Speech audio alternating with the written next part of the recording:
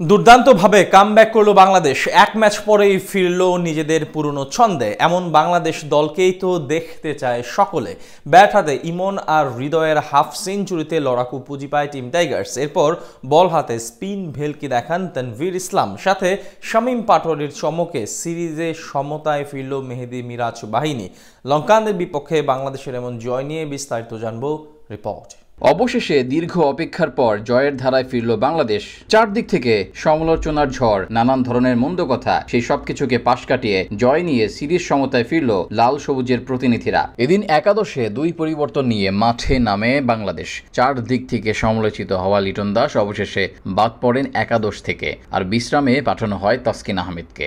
আগে ব্যাট করতে নেমে প্রথম ম্যাচে অর্ধশতক করা তানজিদ তামিম অবশ্য আজ ইনিংস বড় করতে পারেননি। শুরুতেই আসিতা ফার্নান্দোর অফ স্ট্যাম্পের বাইরের বলে পিছনে ক্যাচ দিয়ে আউট হন তিনি। ক্যারিয়ারের প্রথম ম্যাচে প্রমাণ করতে না পারলেও আজ শুরু থেকে বেশ সাবলীল ব্যাটিং করছিলেন পারভেজ হোসেন ইমন। তাকে সঙ্গ দিতে থাকে নাজমুল হোসেন শান্ত। দুজনের ব্যাটে ভর করে বেশ ভালোভাবে ঘুরে দাঁড়ায় টিম টাইগার্স। তবে 12তম ওভারে এসে বড় ভুল করে বসেন শান্ত। পার্ট টাইমার তারিথ আশালাঙ্কার বলে থিকসানার হাতে ক্যাচ দিয়ে 14 রান করে সাজঘরে ফেরেন তিনি। এক প্রান্ত আগলে রেখে নিজের স্বভাব সুলভ ব্যাটিং করে ওয়ানডে ক্যারিয়ারের প্রথম হাফ সেঞ্চুরি তুলে নেন ইমন। তার সঙ্গে নতুন করে জুটি গড়েন তাওহিদ হৃদয়। 20তম ওভারে হাসারাঙ্গার বলে এমন বোল্ট আউট হলে ভাঙে তাদের 37 রানের পার্টনারশিপ। টাইগার ওপেনারের কাছ থেকে আসে 69 বলে 67 রানের এক নান্দনিক ইনিংস।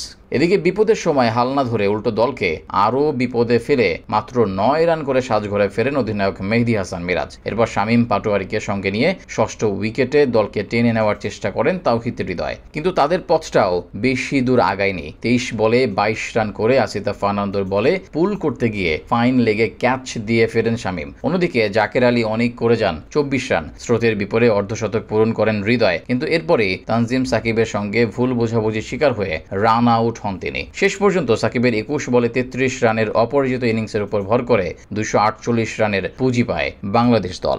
মাঝারি সংগ্রহ ডিফেন্ড করতে নেমে আজকেও শুরুতে সাফল্য এনে দেন তানজিম হাসান সাকিব। তার বলে এলবিডব্লিউর ফাঁদে পড়েন পাথুম নিশাঙ্কা। 3 নম্বরে ব্যাট করতে এসে টি-20 স্টাইলে অনেকটা পাল্টা আক্রমণ করেন কুশল মেন্ডিস। টাইগার বোলারদের তুলোধুনো করে দ্রুত হাফ সেঞ্চুরি তুলে নেন তিনি।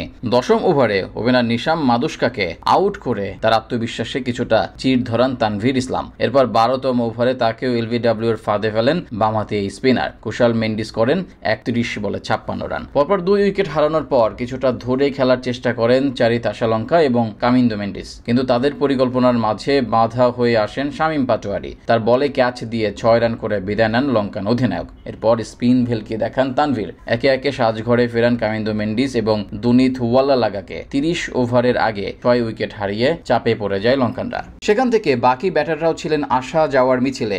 এক প্রান্ত থেকে জানিত লিয়ানাগি অবশ্য লড়াই জমিয়ে তোলেন, কিন্তু শেষ পর্যন্ত আর সুবিধা করতে পারেননি। বল হাতে তানভীরের 5 উইকেটের সুবাদে জয় নিয়ে মাঠ ছাড়ে বাংলাদেশ।